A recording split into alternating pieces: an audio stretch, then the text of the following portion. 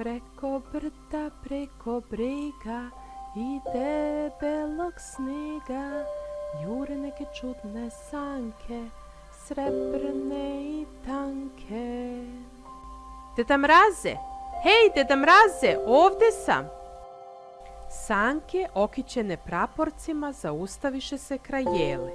Iz njih izađe sedi dekica, pogladi svoju bradu, podiže pogled ka jeli i upita. Jesi li me ti zvala? Jesam. Baš čudno. Šta će tebi Deda Mraz?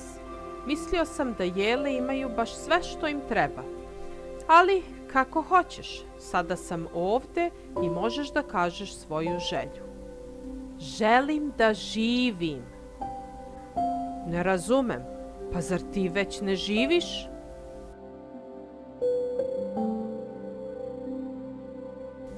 Rešila je da mu sve ispriča. Deda Mraz sede pored nje, a ona započe priču.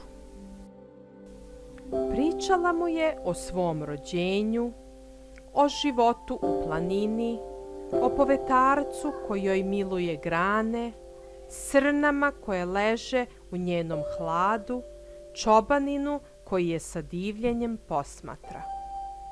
Pričala mu je o lepoti koja je okružuje. Sve je tako čarobno, sve osim novogodišnjih praznika.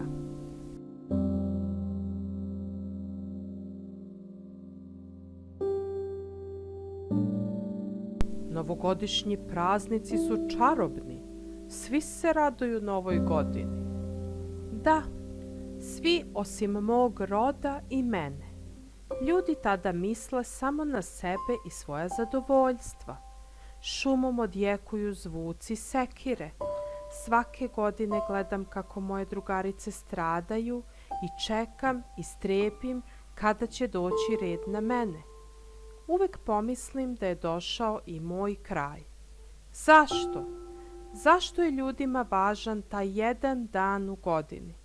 Zašto treba da budem nakinđurena i da mi se svi dive, a zatim odbačena?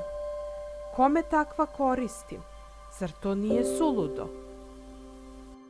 Niz njene guste zelene grane potekoše suze. Moja jedina želja je da živim, da dišem, da ljudima stvaram kiseonik bez kog ne mogu da žive. Želim da uživaju u šetnji ispod mojih grana. Da li je to mnogo? Deda Mraz ju je gledao i ćutao. Odjednom naglo skoči u sanke i reče: Znam šta ću da uradim, ne brini. Ostala je zbunjena. Zašto ode bez pozdrava? Nije čak ni pokušao da me uteši. Dugo je razmišljala o tom slučajnom susretu. Zaspala je tek pred zoru. Probudio ju je glasni fijuk vetra. Otvorila je snene oči i ugledala papirić upleten u njene grane. Pažljivo ga je uzela i počela čitati.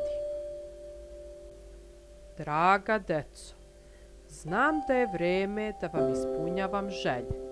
Izvinjavam se, ove godine sam malo zakasnio. Molim vas, imajte razumevanja za ovog starog deku.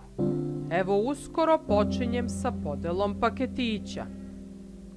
Pre toga vas molim da mi nešto obećate. Ne tražim mnogo. Obećajte mi da nikada nećete poseći ni jednu jelku i da ćete dati sve od sebe da svaka naredna godina bude i njihov praznik. Samo tako mogu da vam podelim poklone. Mislim da mi to dugujete. Vi imate milione želja i ja svakom udovoljim, a ja samo jednu. Voli vas vaš Deda Mraz. Papirić je i dalje bio u njenim rukama. Gledala je u njega nepomično. Razna osjećanja su preplavila njenu dušu. Radost, ushićenje, zahvalnost. Onda je čula praporce i dobro poznatu pesmu. Srebrne i tanke